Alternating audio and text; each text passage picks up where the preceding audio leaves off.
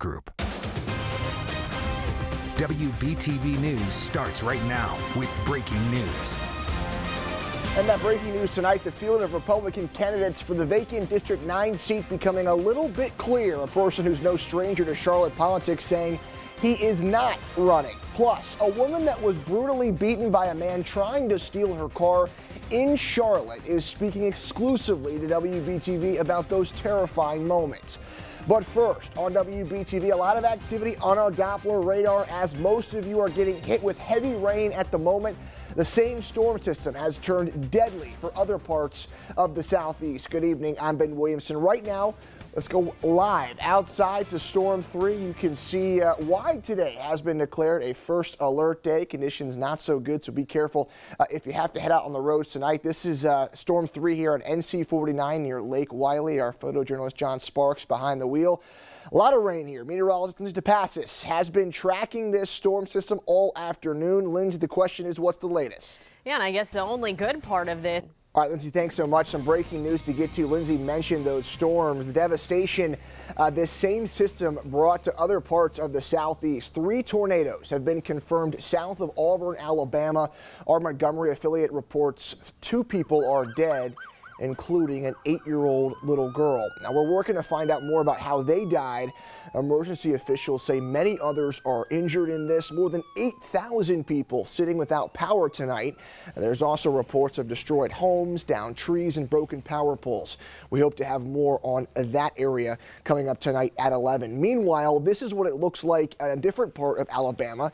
This is the city of Gadsden, which is about an hour northeast of Birmingham. You can see this area getting plenty of rain, some of them dealing with rising water levels, closed roads, severe weather. Not as big of an issue here, but again, you can see that rain. And then check out the damage outside Columbus, Georgia. You can see storms strong enough to knock down a cell phone tower there, also uprooted a few trees. There have been no confirmed tornadoes in that area. So very active evening. We've got more rain expected for our area over the next couple of hours. Our WBTV weather team and app is a great way to stay on top of all of this. Be sure to use that radar feature so you can see where that storm is headed. Well, breaking news right now in the open seat for the North Carolina's 9th district. Another familiar name says he will not be running as a Republican candidate. Former Charlotte City Council member and mayoral candidate Kenny Smith announced on social media this afternoon that he will not enter that race. He cited the timing, saying it was not a good time for his family or work commitments. Remember last week, former Governor Pat McCrory announced he would not enter the race either. Looking ahead, we could know tomorrow when the new District 9 election actually will be held. That's on the agenda when the State Board of Elections will meet tomorrow. Now, keep in mind, this race will include a primary.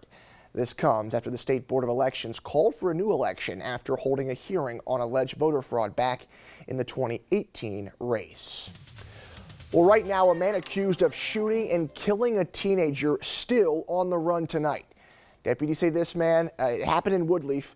This man, Hayden Godair, is wanted in connection with the murder of 17-year-old Jabari Rogers. Deputies responding to Cone Drive early this morning where they found Rogers shot. They tried to save his life, but he later died. Now, deputies say Godair has a lengthy criminal history, and they believe he is still armed and dangerous tonight. Also new tonight, a bizarre story out of Catawba County where deputies have arrested a man accused of breaking into a Claremont family's home and then setting their kitchen on fire. Deputies say 38-year-old Eric Deal broke into that home this morning on Rock Barn Road. The homeowners then locked themselves in their bedroom, immediately called 911. They were actually still inside that home when deputies say Deal started the fire. The homeowners ended up having to jump through a window to safety. Good news here, deputies later were able to arrest Deal. He's facing several charges tonight, including attempted first-degree murder, first-degree burglary, and first-degree arson. 6:36 is your time. New tonight, we're now hearing from one of those women who were violently attacked after a man tried to steal her car in Charlotte. We brought you this story last night. 41-year-old Eugene Hazen tried to steal cars belonging to 2 different women. Both of those attempts were unsuccessful. Police say the first attempt happened yesterday at this CVS off of South Boulevard.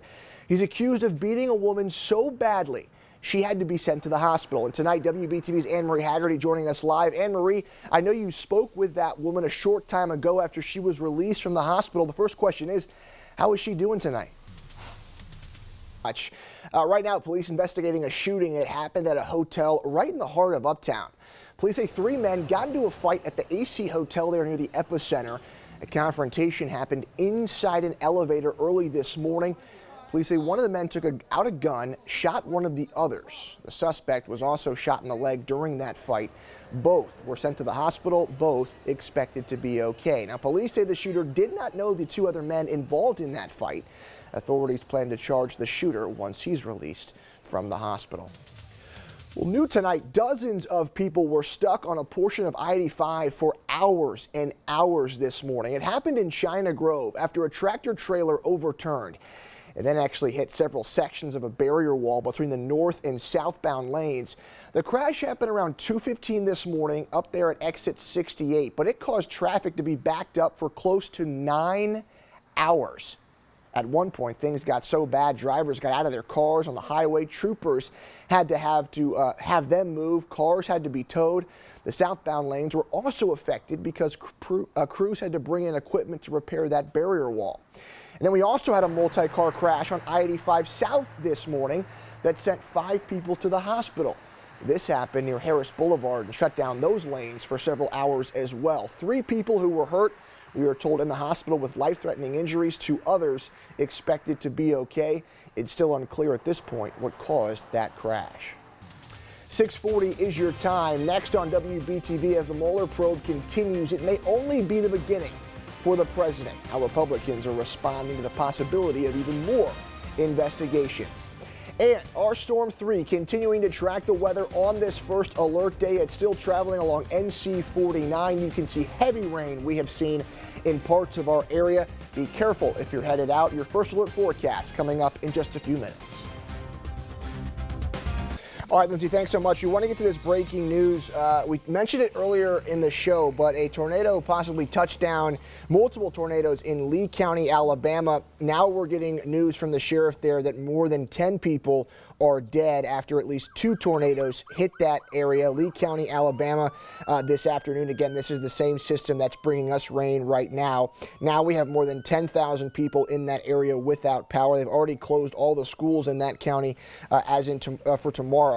Like we said, we're continuing to watch this. Our sister station in Montgomery, Alabama will be updating us as well, and we'll keep you updated on WBTV.com as we continue through the night. All right, 6:51 is your time. Here's Ashley. Look at sports.